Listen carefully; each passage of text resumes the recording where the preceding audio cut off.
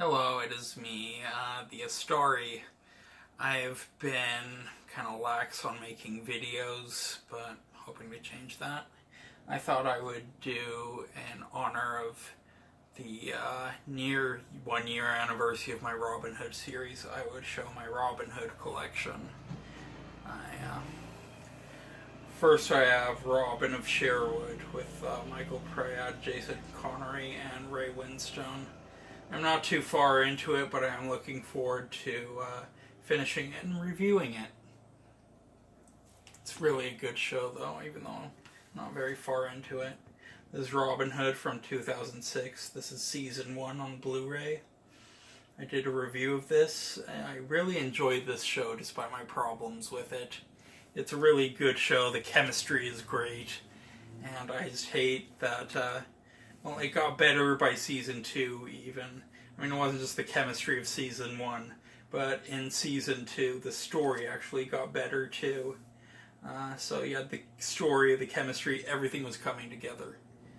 And then Season 3 happened, and everything fell apart by the end. There is an ending. It's emotional, definitely, but it felt like it could have been handled better. Here is The Adventures of Robin Hood, the complete first season, with Richard Green. Here there are 39 episodes. They're all in black and white. The film print looks pretty beat up, at least during the first few episodes. Yeah, this is Richard Green, and played Robin Hood in the 1950s, all the way until 1959. And after that, he starred in Sword of Sherwood Forest, of which he was a producer. It starred Richard Green, returning as Robin Hood from television to film. Had Peter Cushing playing the Sheriff of Nottingham. It's a really interesting watch if you are a Robin Hood fan like me. Hammer made other Robin Hood films. Construction. Anyway, they made other Robin Hood films. I just haven't been able to find them yet, but hopefully one day I will. Robin Hood, Men in Tights, with my favorite Robin Hood actor, Cary Elwes. He's just a natural for the part. Some of it hasn't aged so well. Some jokes are definitely dated. That doesn't take away from like the jokes that aren't, that are absolutely hilarious. And it's funny. It's still funny, and it's a great satire of the Robin Hood legend. I mean, you think it's a satire of Prince of Thieves, but it really turns out to be a satire of the adventures of Robin Hood with Errol Flynn. Which brings us to The Adventures of Robin Hood with Errol Flynn and Olivia de Havilland and Basil Rathbone and Claude Rains. They're all great in this.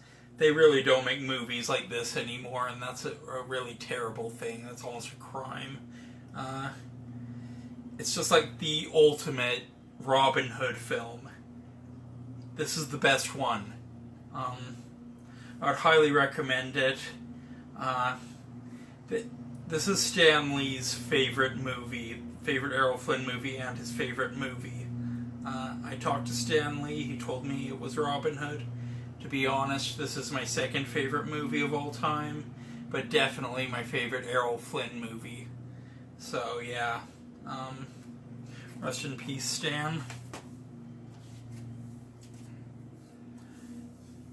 Robin Hood with Russell Crowe. I really expected better of Ridley Scott. I mean, this is a technically proficient movie. It's a really good movie. It's just not a Robin Hood movie, and that's the problem. It stars a character named Robin Longstride, who steals Robin Hood's name and identity and assumes it. And it just really sucks knowing that in this film, Robin Hood, the Robin Hood that's being portrayed, is not actually Robin Hood. Anyway, it's a good movie regardless. If you're watching Kingdom of Heaven, the director's cut, of course. If you're watching Kingdom of Heaven, the director's cut, I would highly recommend watching Ridley Scott's Robin Hood after. This is his like Crusader universe he's building. Here is Kevin Costner in Robin Hood, Prince of Thieves. This is definitely like a Hollywood Robin Hood movie. And there's nothing wrong with that. I have the extended version. There's like 12 minutes of extra footage added. But honestly, I think other than a 1999 DVD release of the original, this is the only version you're going to find. It's really good. It stars Kevin Costner. I think he had won an Oscar for Best Picture with Dances with Wolves and Could Have Done Anything, and he chose to do Robin Hood, so that's cool. Originally they were going to go with Robin Wright from The Princess Bride playing Marion, but she got pregnant, and so Mary Elizabeth Mastrantonio from The Abyss, she stepped in. She was really good. Anyway, it has a pre-career suicide, Christian Slater, which he definitely is good in this. And then you have Alan Rickman, who gives a wonderful performance. Okay, let's see. Beyond Sherwood Forest, this has Erica Durance, who plays Lois Lane from Smallville, and really nobody else that you would hear of. But this was a sci-fi movie. It played on the Sci-Fi Channel around 2010. And it's on DVD. Has a dragon in it. Whatever. It's not that interesting. The story of Robin Hood. This is from Disney.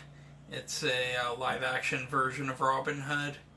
And this actually is one of the few Disney movies that was released before 20,000 Leagues Under the Sea hit theaters. 20,000 Leagues Under the Sea was the first theatrical live-action Disney movie. But before that, there was the story of Robin Hood. And it's really interesting. If you're a Robin Hood fan, there's a good chance you'll enjoy it for what it is. And finally, speaking of Disney's Robin Hood, this was from the late 70s, I believe. Might have been the early 70s, I don't remember. It has Brian Bedford as Robin Hood, and yeah, I think it's Phil Harris as Little John, who's just doing his Baloo routine, but it works. And this is actually what got me into the Robin Hood legend growing up. I saw this movie, and honestly, I idolized this fox. He was awesome. Anyway, then of course there's the literature. I have The Merry Adventures of Robin Hood by Howard Pyle. This is the Barnes & Noble edition, hardcover. Has like a copper pages thing, where usually they either had golden pages or silver pages. This has copper. It's really cool. It's a good read as well.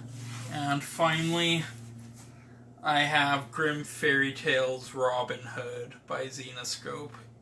I'm still reading this, actually.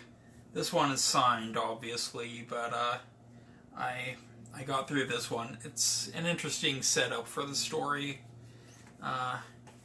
Next is Robin Hood Wanted, Robin Hood Legend, and Robin Hood I Love New York.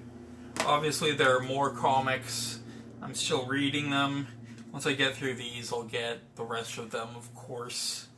But yeah, I think Robin Hood is...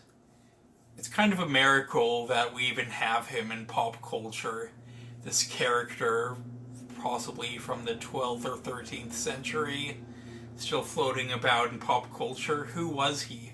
What did he do that captured our fascination? We know there are multiple Robin Hoods, but if there were multiple, there had to be an original. And what did he do that inspired the multiple Robin Hoods?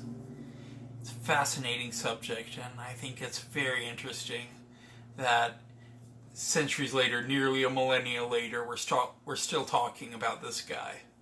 So, that's my Robin Hood collection. This is the Istari signing off. But before I do, I do want to let you know I am finishing up 2 books. Uh, One book I call Assassin of the Cross. It is about an archer in the Third Crusade. Uh,